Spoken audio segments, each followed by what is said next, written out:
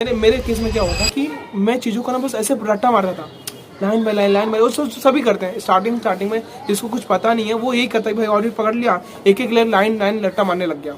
मुझे बहुत अटेम्प्ट देने के बाद मुझे समझ में गेम समझ में आया कि यहाँ पे कीवर्ड्स का गेम है और याद करने का तरीके में गेम है। देखो, ऑडिट को समझना और ऑडिट को याद करना दोनों अलग चीज़ है। अगर ऑडिट को आप समझते हो तो याद करने में मदद करती है, पर आपको याद हो गया जरूरी नहीं है। कैसे ऐसा कैसे बोल रहे हो आप? देखो, कोई भी चीज़ को अगर आपको याद करना है ना तो उसको समझनी पड़ेगी। आप उसको एक बार समझ लो तो आपको याद करने के लिए एडिशनल एफर्ट डालने पड़ेंगे। अब याद कैसे कर सकते हो? या तो फिर आपने वो चीज़ प्रैक्टिकली की हो।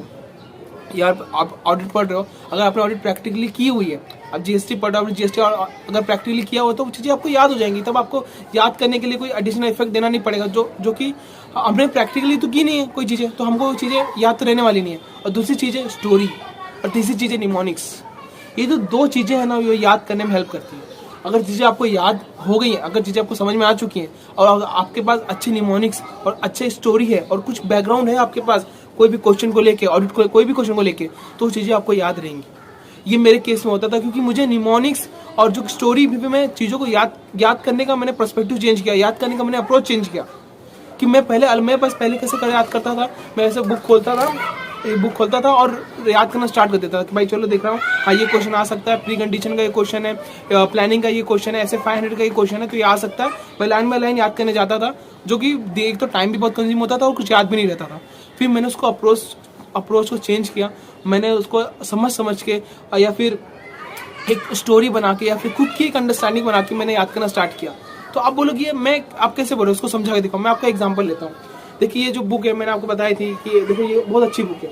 शिवम केसवानी की जो बुक है ना, ये बहुत ही अच्छी बुक है। मैं इसके बारे में बहुत चीज़ें आपको बताने वाला हूँ कि मैं आपको एग्जाम्पल देता हूँ कि याद करने का तरीका क्या है। देखो, आपके पास याद करने के लिए एक अप्रोच से याद करना, आपको सिर्फ रट्टा नहीं मारना है, और भी आपको इसमें कीवर्ड्स याद रखने हैं। और कीवर्ड्स आपको कैसे मालूम पड़ेगा कि कौन सा कीवर्ड्स याद करना है, कौन सा कीवर्ड्स याद नहीं करना है? ये जो बुक है ना, ये बुक के अंदर कीवर्ड्स पहले से रेड किए हुए हैं।